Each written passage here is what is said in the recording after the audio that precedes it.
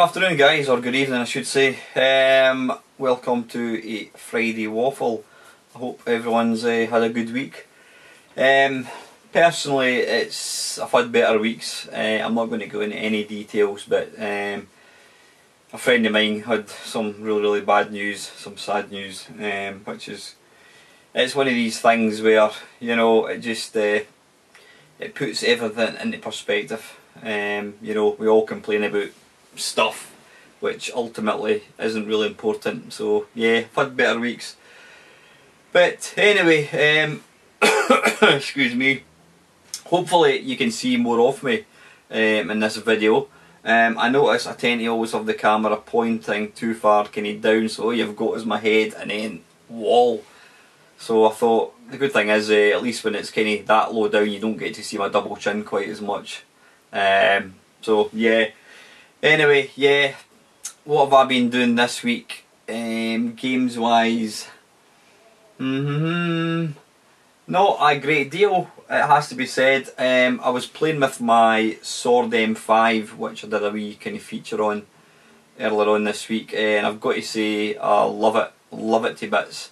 I was playing it through the RF cable, whatever it was, but I've discovered it's got the, what do you call it, the video and audio out thing.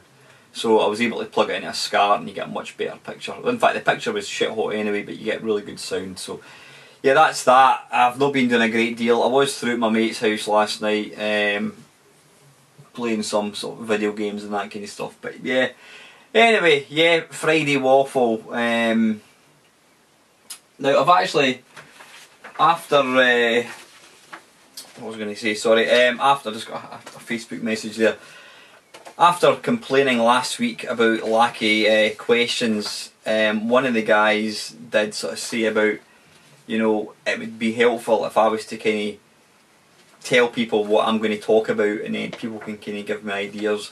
So yeah, I'm going to do that, but I've actually got quite a few questions this week, and I've also got a couple of topics that I want to talk about myself. So yeah, to kick things off, one of my mates made a comment and it kind of got me thinking. Do you remember back in the good old days of computer games, you know, when you bought a Spectrum game or whatever it was, you would look at the the back of the box, and 9 times out of 10 it would have like a sort of mock-up, or it would feature a mock-up of the graphics, or else it would feature the arcade graphics, and it would usually say in tiny writing, home versions may differ. that was extending the truth, or very thinly. Yeah, home versions may differ. In other words, look nothing like the ones that you're trying to get. So yeah, I always thought that was a bit of a sneaky thing, you know. I mean, it was, you know, to try and sell a game and post graphics which quite clearly weren't reflective of what you're actually going to get was quite sneaky in my book. But it was one of these things, you know, we just accepted it and that's the way it was. But you know, so fast forward to 2015, here we are, we've got systems that are capable of, like, you know, I don't know what the resolution is, 1080p HD resolution, you know, stunning looking, absolutely stunning looking graphics, almost realistic, and yet they still insist in making videos and amateur, I don't know what I'm talking about, making adverts, and it doesn't even feature the graphics. They'll show you some like sort of mock-up and it will say no actual gameplay or no in-game graphics. Why don't they use proper graphics? I mean, why do we have to use, you know, CGI? These machines are more than capable of displaying some beautiful graphics, so I really don't understand why they still insist. Now, it's not every company that does that, but I've certainly seen a few of them. You know, some of these, I don't know what it is, I was going to say Battlezone, not Battlezone, what do you call it, Call of Duties and that. I've seen quite a few games, is it Halo I think it was, the new Halo, I'm sure they feature graphics, or feature, the video advert I should say, doesn't actually include the graphics, it's kind of a mock-up. So I don't know why they insist on doing that, it kind of beats me. So yeah, that's that. Now the second one, my goodness, this could take an hour just on its own. This is a subject which has been hotly debated since the dawn of time. I've spoke about it in a previous waffle, but it's just kind of got me thinking again, what was the best 8-bit computer? Yeah, it's a question that there is no right or wrong answer. We've all got our favourite machines. Now, in fact, hang on 2 ticks, I'm going to pause it. Right, okay, what I've got here is this lovely magazine, the Home Computer Course. Now this was the magazine, if you watched my Sword M5 sort of look at, this was the magazine I was referring to. Before I had a computer, my mum bought me this magazine, and it was basically mastering your home computer in 24 weeks, 80 pence. It was probably one of the first of these things where it's, you know, the first one's like £2, and then the next 24 editions are like £7.99. But this was the page that I looked at a lot. I was looking at these, trying to decide what computer can I get. So yeah, what was the best 8-bit machine? You've got the Atari 400. Now, what does it say here? Summary: touchpad, keyboard and lack of built-in BASIC makes this machine best suited for games. The Atari 400, which was £300. The advantages were it had a typewriter style keyboard, wide choice of software, interchanges software with Atari 400. The summary was it has a better keyboard than the cheaper 400 model and is capable of running business as well as game software. BBC Micro, this versatile machine can be easily upgraded to a powerful computing tool. The Colour Genie, the cheapest colour computer with a typewriter style keyboard, but needs an experienced user for its capabilities to be used to the full. The Jupiter Ace, £90. I wish these things go for like £400 now.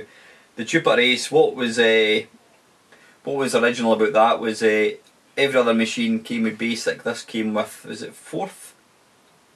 Yeah, 4th, there we go, yeah, which was a different kind of language. The summary for the Jupiter Ace was good for those who wish to experiment with 4th and better value now that more software has become available. Now this machine I'd love to own. It was called the Lynx. It was 225 quid. Summary: a well constructed machine with a keyboard that is pleasing to use. Yeah, like you're going to just buy it because it's got a pleasing to use keyboard. The New Brain, £269.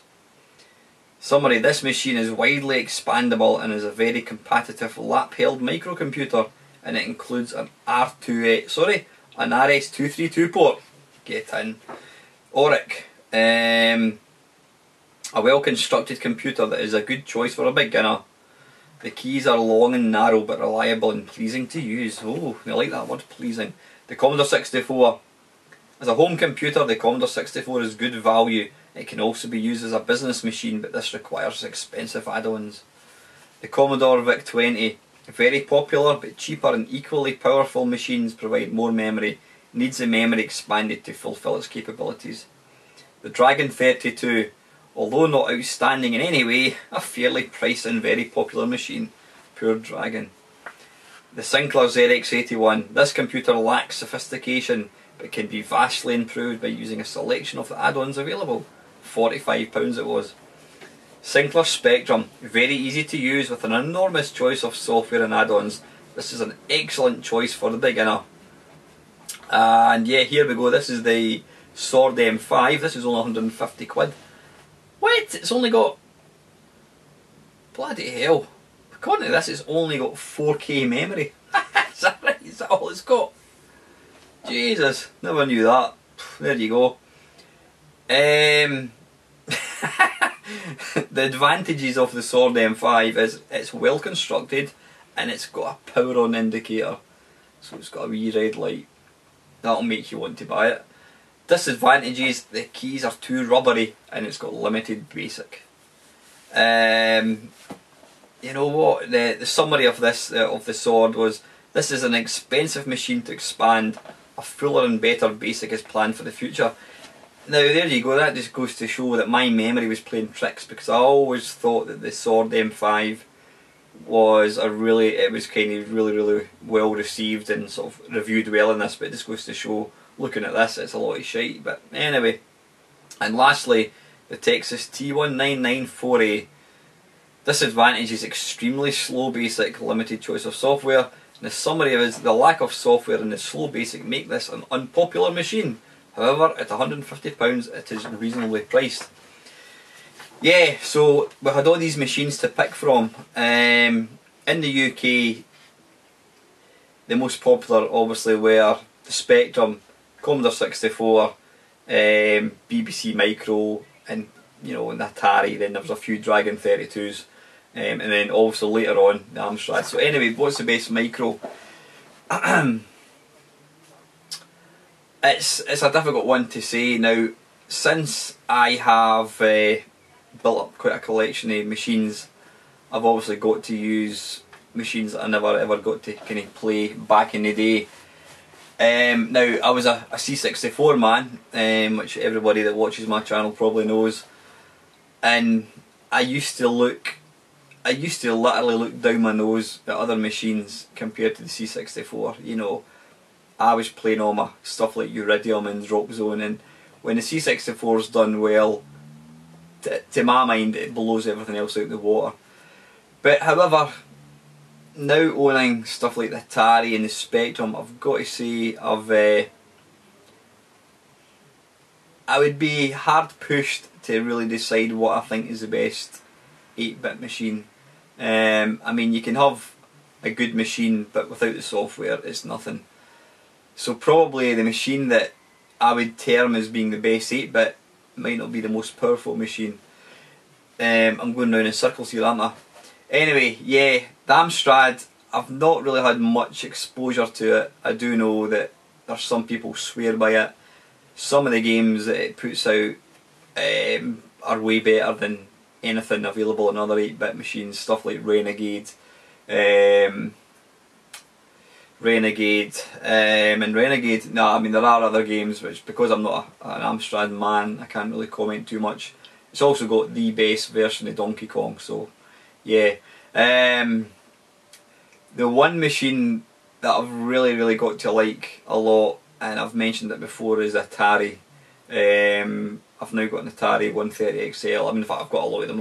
I've got loads of Atari machines, but it's a machine.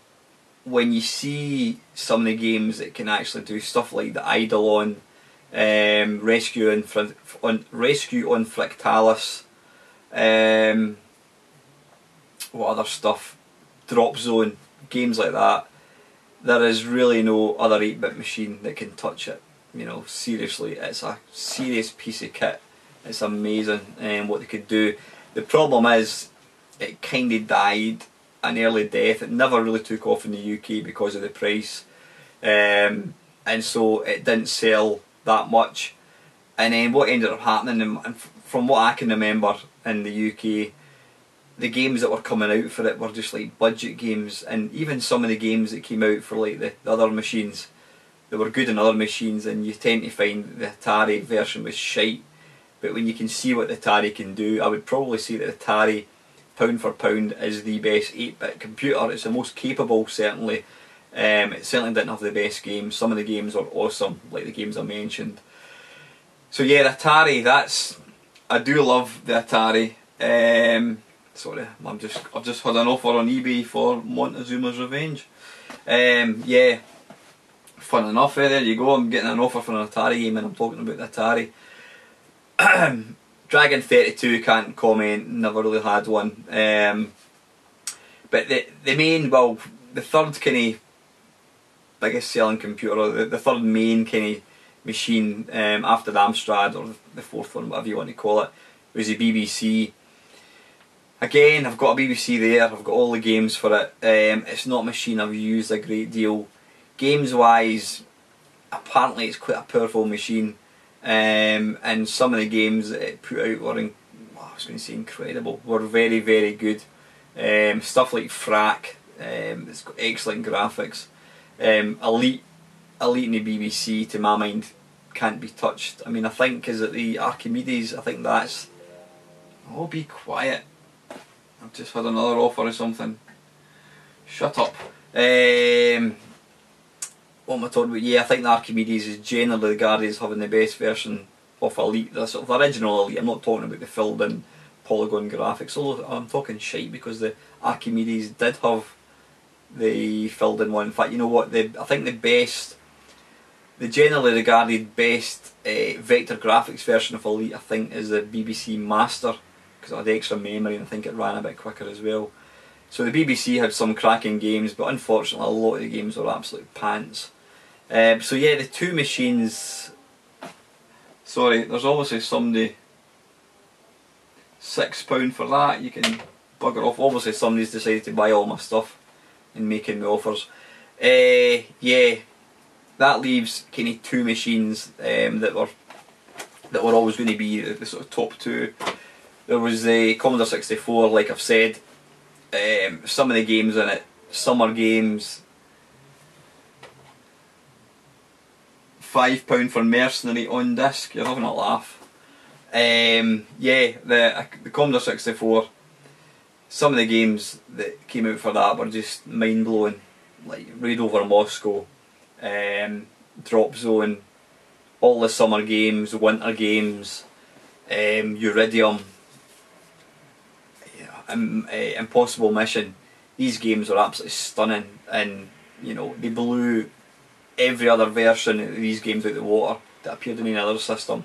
It was just an incredible machine. But the point I'm trying to make is, back then my mate had a Spectrum, and I used to go up to his house and he would be playing, I don't know, Mamemeister or one of the sort of ultimate games, and he would say to me, "Do you want a shot?" And I could never quite bring myself to play the games. Even when I did have a shot, I always felt that the Spectrum was like a toy. It was like a cheapo toy. It had the colour clash graphics. It had bloody woeful sound. You know, you had to have this stupid interface thing for the joystick. To my mind, it was just shit, absolutely shit. However, again, fast forward 30 years, I own quite a few Spectrums and I've played quite a few games, and I can completely get why there's I would probably say the majority of kids in the UK that had Spectrum and Commodores, the majority would probably say the Spectrum's a better machine.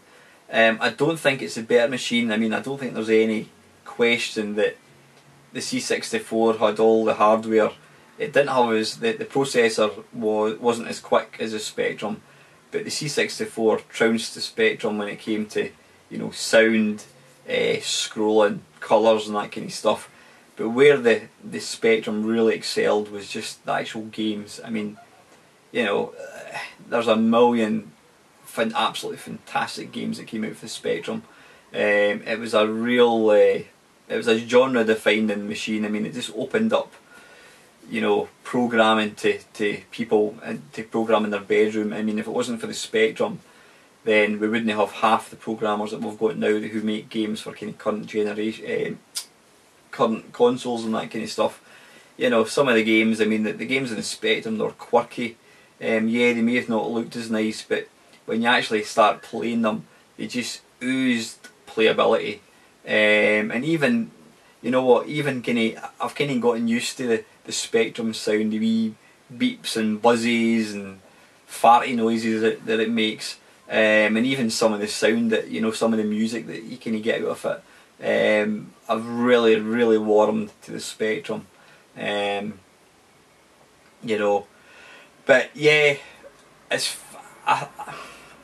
far as I don't think it's right for me to say what the best 8-bit machine is. Personally, I would still go with the C64. That's the machine I grew up with.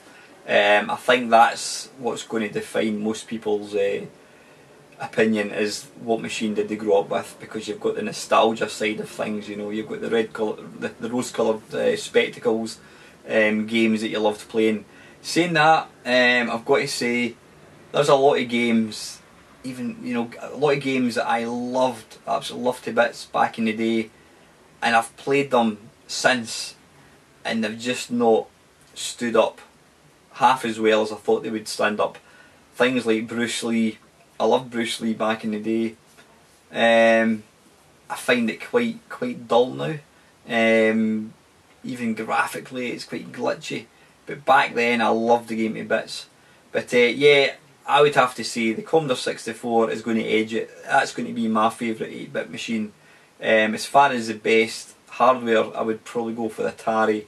And for some of the games, I would have to say the Spectrum runs the Commodore a very close second. So yeah, that's it. That's my opinion on the best machines. I mean, there's other machines like the Auric, which I really don't have any kind of exposure to at all. You know, but back then you might have been unlucky enough to get a Lynx or in my case a Texas T1994A and have absolutely bugger all software to play in it. So yeah, I'm going to pause this a second, guys. Right, the next topic that I was just going to discuss. There was a guy on a Retro for Sale Facebook page. He is after some games, and what he actually posted, I'm just going to read out exactly what he's saying here. He's looking, or I'm looking for the following Commodore 64 full price titles from Ocean and Imagine. If you've got them buried away, let me know. And he's included the prices that he's willing to pay for them. Now I actually had to read this twice, you know, I had to do a double take when I saw it.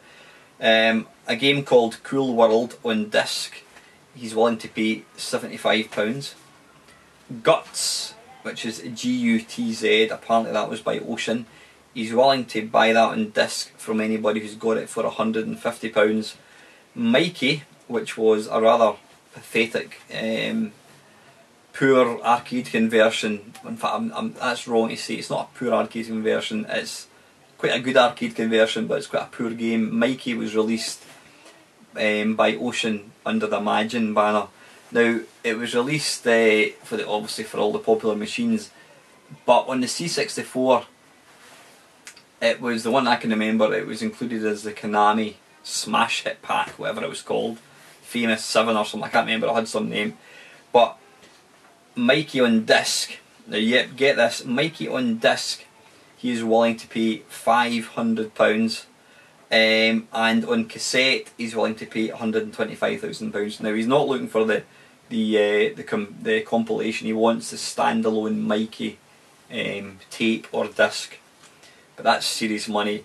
Sly Spy, never heard of that. Cassette, he'll give you £100 for it. Match Day on disc £150 and on cassette £100, and a game called Tank on tape £40.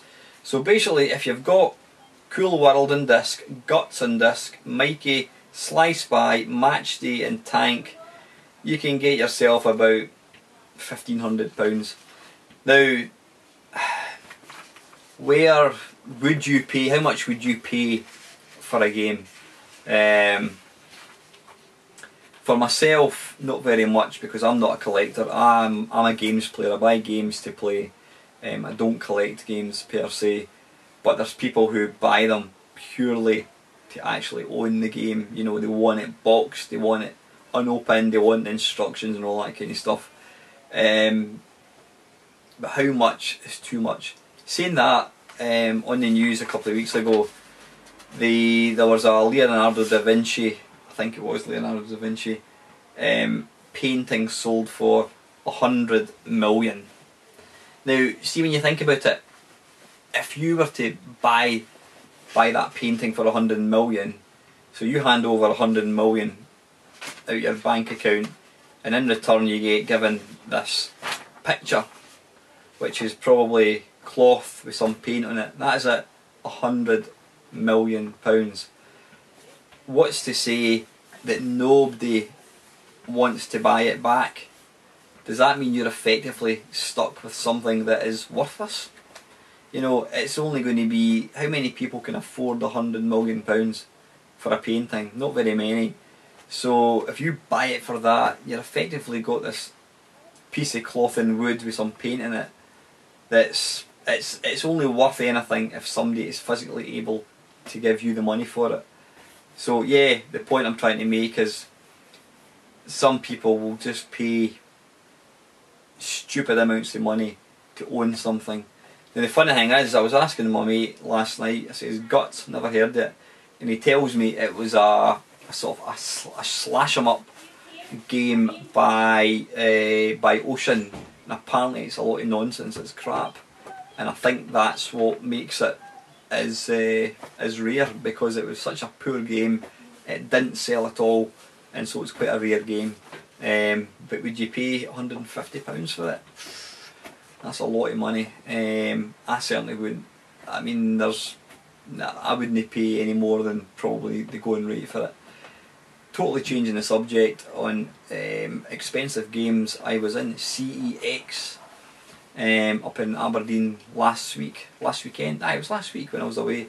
And first time I've actually been into CEX, and I've got to say, if you're looking for games for the Xbox 360 or the PS3, go to a CEX. They've got games. I mean, the older games, they go for pennies, and I literally mean pennies.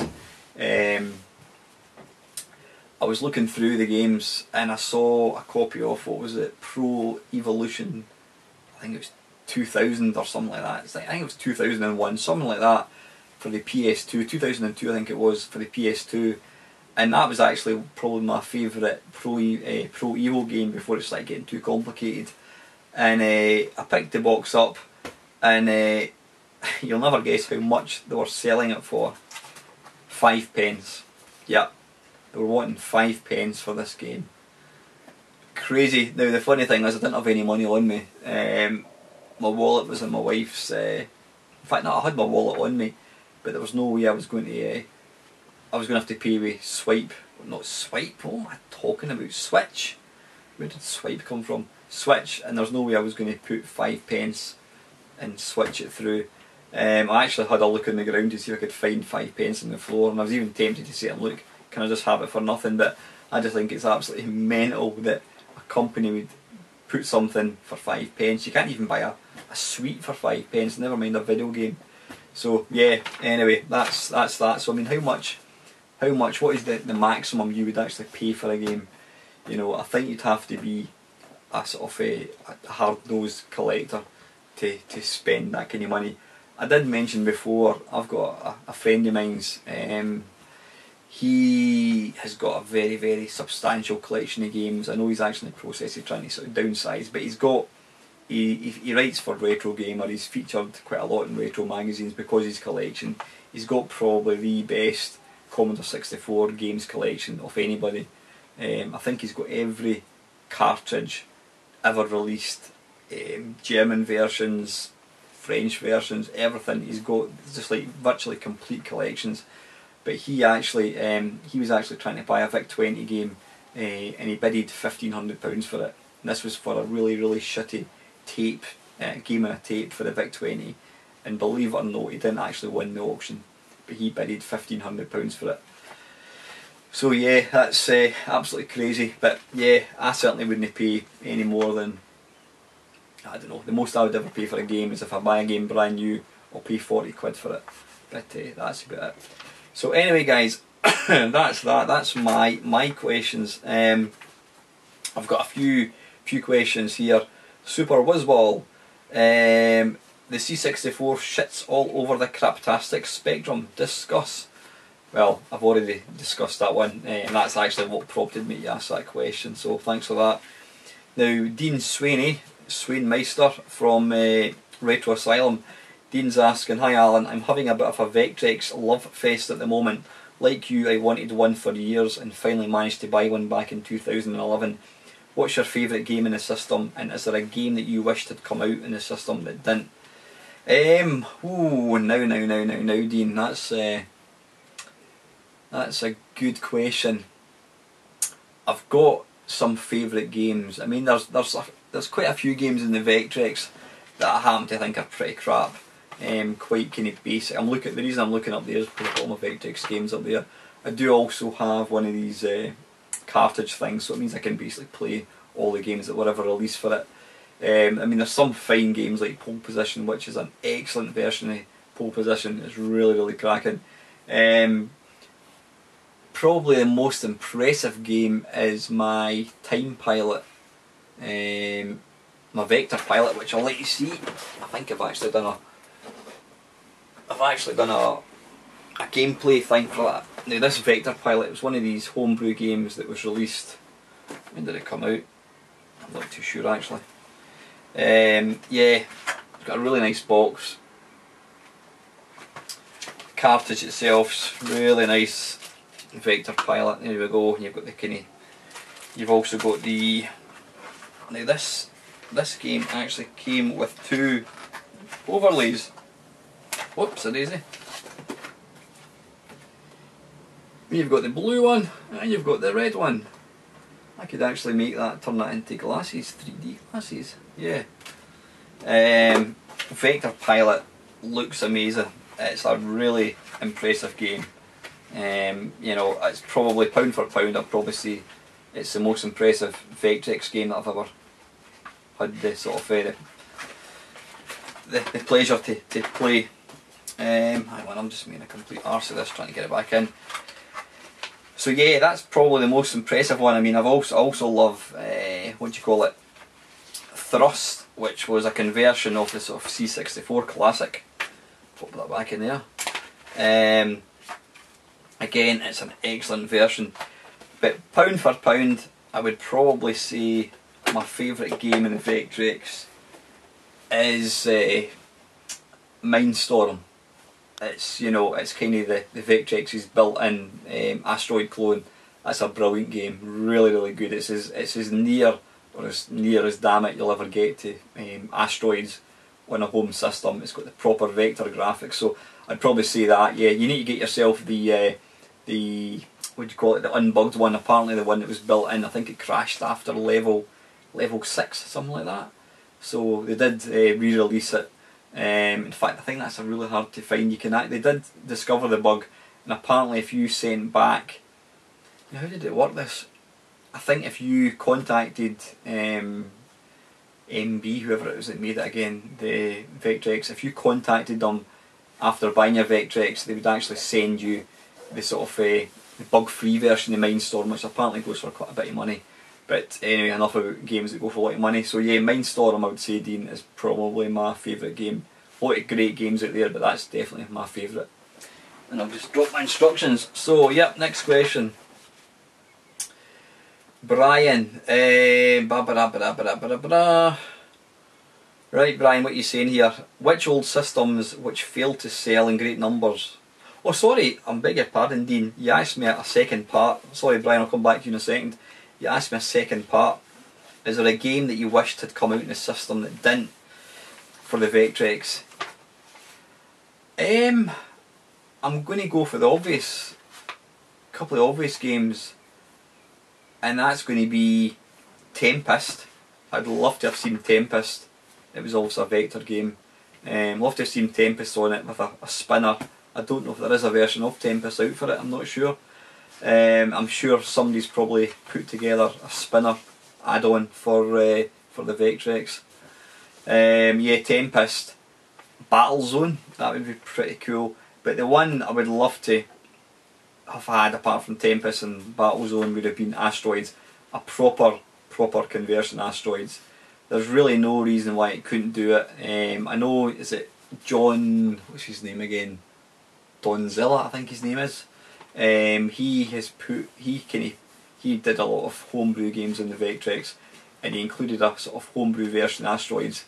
It's not bad, it's not the best, but seeing what can be done now, I would love somebody to release an authentic version of Asteroids. Although, looking at what's happened with Jeff Minter and TXK, no doubt Atari would sue their arse off it and stop it being released. But yeah, I'd love to see a pixel, or not a pixel, there's no pixels in a Vectrex. I'd love to see a vector perfect version of Asteroids. I think that would be awesome, complete with the sound as well. So yeah, so thanks for that Dean. Right Brian, back to you. What are you saying here? Which old systems which failed to sell in great numbers or even failed to reach the market would you have liked to have seen succeed? Vectrex. I mean, the Vectrex died a death. It seemed to die after the sort of the infamous video games crash of the 80s. So the Vectrex died a very early death. But I mean, looking at what you can see now in the system, I think it would have been, there would have been some awesome games for it. Looking up here, the Atari Jaguar. Again, the Jaguar itself was a really capable machine, but you know, bar Jeff's Tempest 2000, there was really nothing of any note on it. So I'd love to have seen what they could have done with that. What else? The Dreamcast. The Dreamcast would probably be deemed a failure, I think, in hardware terms. It was an awesome machine. I mean, in my humble opinion, I'd probably say it was a better, more capable machine than the PS2. But again, Sega had dropped the ball. They lost too much money with the 32X, with the Mega CD, and with the Saturn as well. So yeah, the Saturn died there an early death, and the Dreamcast did as well. You know, the Dreamcast is an absolutely fantastic machine. You just have to look at any of the arcade conversions, and they were brilliant. So yeah, I would say the Dreamcast, Jaguar, and undoubtedly the Vectrex. I'd love to have seen them kind of continue, but it wasn't to be. So yeah. Right, and question number 2, what's your favourite thing you put in toast? It's got to be butter. Thick, crusty bread, toasted, burnt preferably, with plenty of butter. I'm talking like heart attack levels of butter. Yeah, without a shadow of doubt, toast and butter. Right, the ever reliable Mr. Williamson, apart from last week. Questions for this week's waffle. What's he saying here? Which retro system, he's telling me to get over the word retro, okay. Which retro system that didn't see a UK release do you wish had been released over here? Oh, another machine to add to Brian's list. Well, probably the machine that I would love to have seen released, well, you can't get it but it was never officially released, was the Turbo Graphics or PC Engine. That was never released. The Virtual Boy I should say, was never released again. Again, you could pick them up through import and that kind of stuff, but I don't know why these were never released. They obviously kind of put their toe in the water and test the market before deciding to release to the UK. But it was always the same. We always got machines months, sometimes up to half a year later than Japan and the US. So yeah, I would say these machines. Right, what else here? Number 2, through emulation you've experienced typically UK surreal abstract, US action-packed and sometimes patriotic, and Japanese fun, fluffy and sometimes questionably weird games. Which examples of each are your favourites? Ooh, okay, so what we're saying here, through emulation we've experienced typically UK surreal abstract. What games? Yeah, there's only one game I could mention, and it's got to be Super Pipeline. What other country would release a game where you are the sort of gaffer of 2 wee guys, and the idea is to keep a pipeline from unblocking. You've got to shoot spanners, lobsters, whatever it is. Typically British, and probably Mamemeister as well. Mamemeister, you know, that could only have originated from the UK. Although saying that, Miner 2040 Miner, Miner 2049 I should say, is an American game, so and that came out before Mamemeister. But yeah, Super Pipeline 2, I'll go for the second one. America, what were you saying here? Action packed and sometimes patriotic. It's got to be some kind of blaster game. I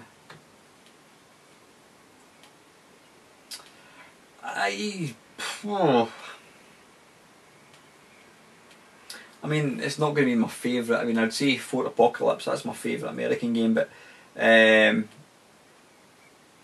don't know, stop scratching at the door. Something like Impossible Mission, you know, it was, it had the speech, or Raid Over Moscow even, something like that. Beachhead, possibly. Awesome games, absolutely awesome, and yeah, you know, you even got the stars and stripes when the games were loading, which I loved as well. So yeah, but in fact I'd go for Beachhead. Beachhead was just an awesome game, and that was always going to be an American game, I think.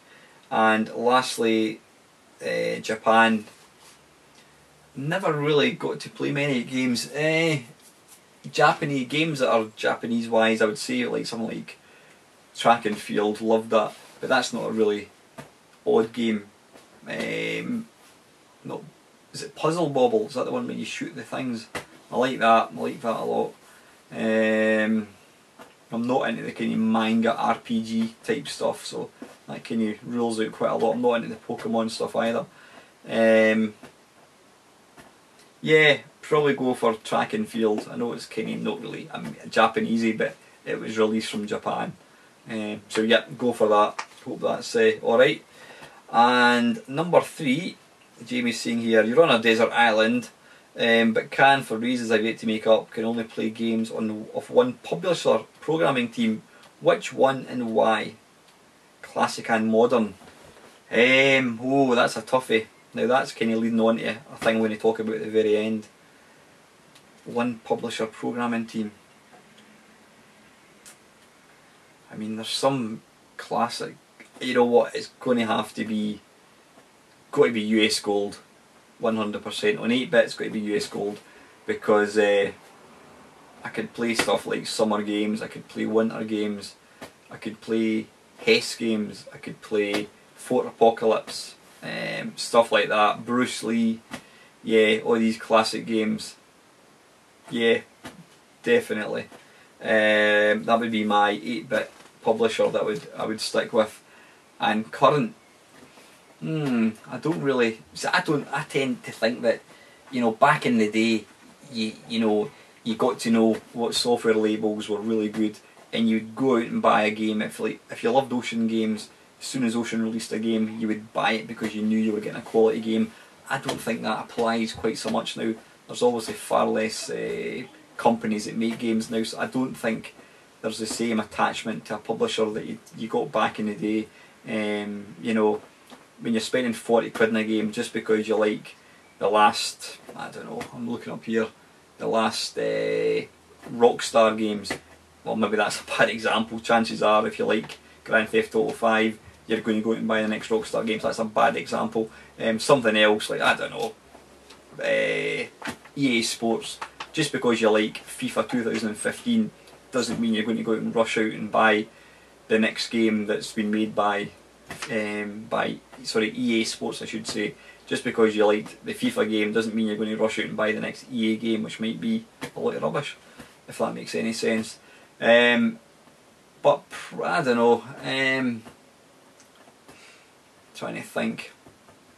That, you know what, I can't really answer that one. I would say, I mean, I've got so few kind of current games. One company that when I'm playing games, and I mean, when I buy a game, I buy the game for the game. I don't buy it because of the publishing company. But one company that seems to crop up quite a lot on my screen is Bethesda. They did Castle Wolfenstein. They did Dishonored. Every game that I've played from them has been absolutely awesome. So yeah, if I had to pick a publishing company for the current gen, I'd probably say anything by I can't even pronounce it. Bethesda, is it called? Because every game I've played by them has always been absolutely awesome. So yeah, go for that. Pause this one more second, guys. Okay, right. Question number 4, I think it is. Oh no, wait a minute, have I finished number 3?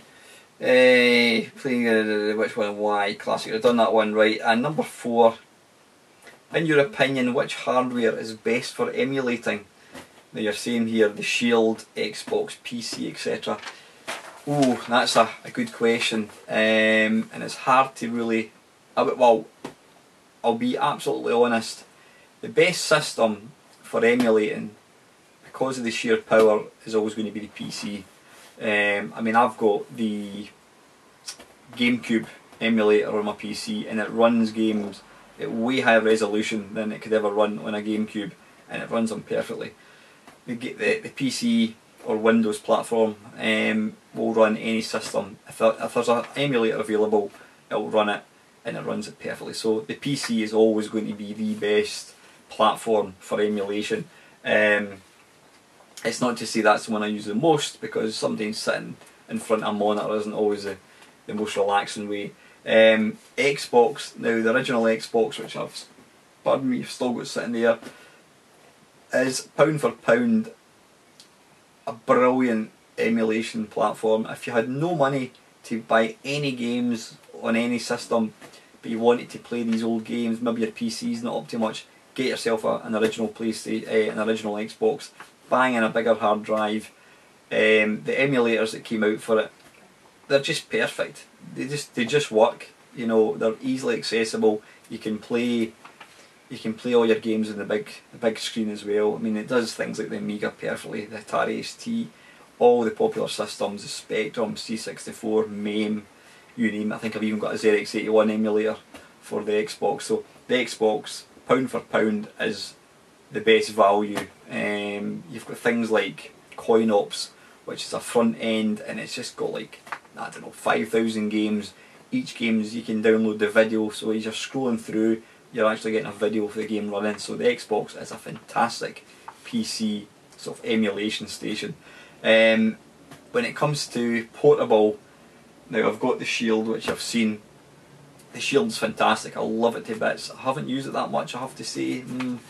Possibly an expensive purchase for me. I mean, I know I could sell it and get my money back, but the Shield is awesome. You know, it's a high-powered machine, so it does stuff like even the latest version of MAME.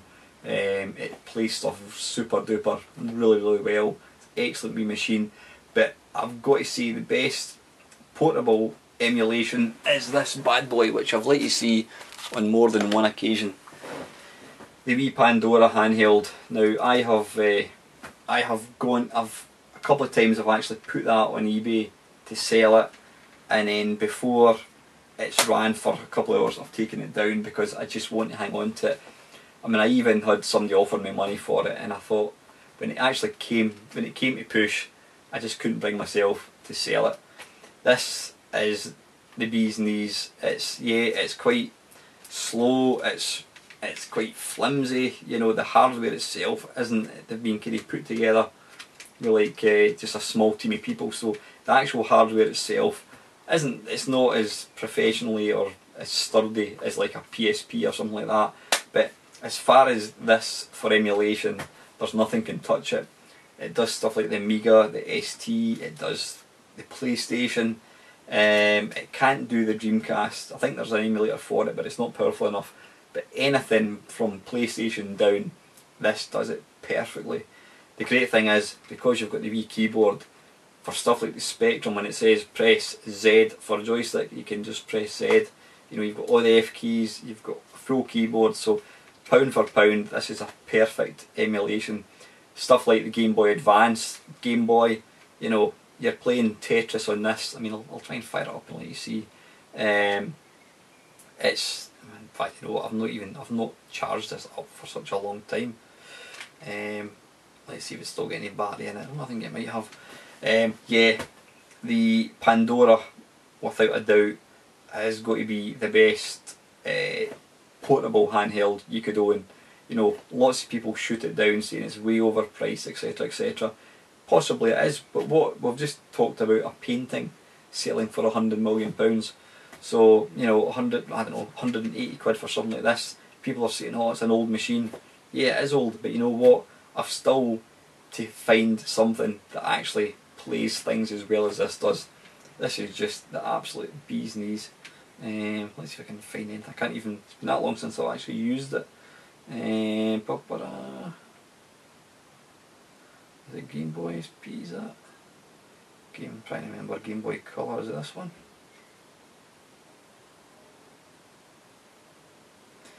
Load game. There we go, right, let's, you know, now anyone that likes Tetris on the Game Boy will know that unless you've got a backlit version, it's not the best. Now, you know, you tell me that that is not. It's just perfect. As far as portable emulation goes, nothing can beat this machine.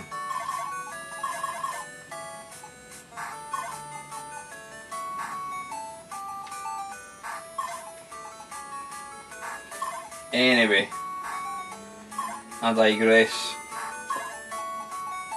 I don't know what tune I picked there. It's certainly not the tune that I like. Oh, bollocks.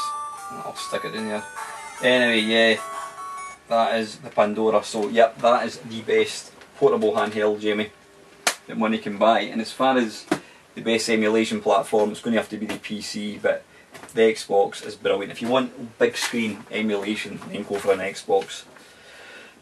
I'm quite surprised that, you know, somebody hasn't cracked the PS3 and the Xbox 360. I mean, I know you can put emulators on it, but it's not as easy as you could with the Xbox. You'd have thought by now that kind of it's not getting supported, that it would be used for emulation, but for some strange reason it just doesn't appear to be as mainstream. Maybe because, I don't know, I was going to say people that own 360s don't want to play stuff like Mamemeister. I don't know. So yeah, that is it. That's the last question from Jamie. And the very last question, guys, is from Kev, down the rabbit hole, his name is. He's saying here, from the next Friday Waffle, Alan, I've enjoyed seeing you struggle with the term retro in a couple of your videos. Was it that obvious? It seems like a gaming phrase you really don't like using. How do you feel about the phrases hardcore or casual? When I hear the term, see, I don't term myself a hardcore gamer. When I think of hardcore gamer, I think of a 22-year-old student or somebody who's not got a job, who's still at school, and he spends the whole weekend in his bedroom playing Call of Duty online, and his bedroom is full to the brim with cans of empty cans of Coca-Cola, pizza boxes, crisps. Yeah, hardcore gamer is, to me, is just somebody who doesn't have a life. They don't have any existence out with video games. So when I hear that phrase, it doesn't annoy me, the phrase, but when I hear that phrase, I just think of, usually they'll play, it's always going to be Call of Duty, Battlefield, whatever it is, probably on the PC, but possibly on the Xbox 360 as well. So yeah, hardcore gamer is I term that is what they're going to look like. Casual gamer, yeah, I'm not overly keen on the casual gamer. What is a casual gamer? I casually play this, casually play that. You're either a gamer or you're not a gamer. Casual gamer, I tend to think of as somebody who will buy, I don't know, what do you call it, Candy Crush for their iPhone. They're a casual gamer. They're not really into video games per se, or they'll maybe get bought a 3DS from their husband with a copy of Professor Layton. You know, they don't have many games. Yeah, I don't really know. I tend to think that the casual gamer is more, they'll not play games, they'll not own a console or a computer. It's going to be their smartphone. That's what they're going to play games on. They wouldn't dream of spending £100 to get a console or whatever it is. They're just going to use their phone and play Candy Crush or whatever it is, Farmville. In fact, yeah, that's another thing. Facebook games. I would turn the people. I mean, I'm always getting invites to play 8-Ball and, you know, Farmville and all this other shite. I've never played a game on Facebook in my life. I've got no interest because I've got dedicated systems in my bedroom, in my games room I should say, to play games. So I'm not interested in playing a Facebook game. But yeah, people that play Facebook games I would probably term as casual gamers. But it's not hardcore gamer and casual gamer. They're not phrases that really bother me too much. But yeah, anyway, listen guys, thank you so much for your questions. I do appreciate them. Thankfully this has been a slightly more sort of chunky Friday Waffle. Although I'm getting chunky through the lack of running. But anyway, that's enough of that, hence the beard, hide the double chin. Coming up, there's quite a good reaction to my my nuclear war video. I quite enjoyed putting that together. Having watched it back, I realised that some of the volume in that was kind of out sync and that kind of stuff, but it seemed to kind of go down quite well. I really enjoyed making that. I'm not going to make too many videos like that. That was a one-off kind of thing. But I certainly don't have a problem doing kind of non-gaming related stuff. But coming up, as somebody mentioned, I think it might have been Super Wizzball, mentioned about me doing taking a year and then looking at games that were popular on different systems. Now I may still do that, but one feature that I've thought of, and it's got nothing to do with the question that got asked, but that's basically what I'm going to do, is I'm going to, on a weekly basis, I'm going to pick a well-known 8-bit publisher, Ocean, Lamasoft, Imagine, Elite, and I'm just going to look at all the games. Not all of them, I'm going to pick a selection of the sort of best games, best and worst games that were released by these companies. So I think that, because that's going to be quite an easy thing to do, I can just pick companies at random and look at the games, the best and worst ones sort of thing. So I'm going to try and look at games that are on different systems. I'm not going to like stick to Spectrum or Commodore 64. So hopefully that'll be quite good fun to watch, guys. So yeah, that's it. Thanks to all the sort of new subscribers. I think I'm up to about 131 subscribers, so it's getting there very slowly, getting there. But yeah, as usual, thanks for all the support, all the comments. Thanks to my any new subscribers. I hope you enjoy. I hope you've seen enough to kind of stay with me. And as usual, thank you to all my loyal subscribers, all the guys. You know who you are. You know you keep me stocked up in questions and that kind of stuff. Please feel free to like, comment, and subscribe. Lastly, guys, have a great. If you're watching this on Friday, I hope you have a fantastic bank holiday weekend. If you're like me, getting the Monday off. And as usual, thank you so much for watching.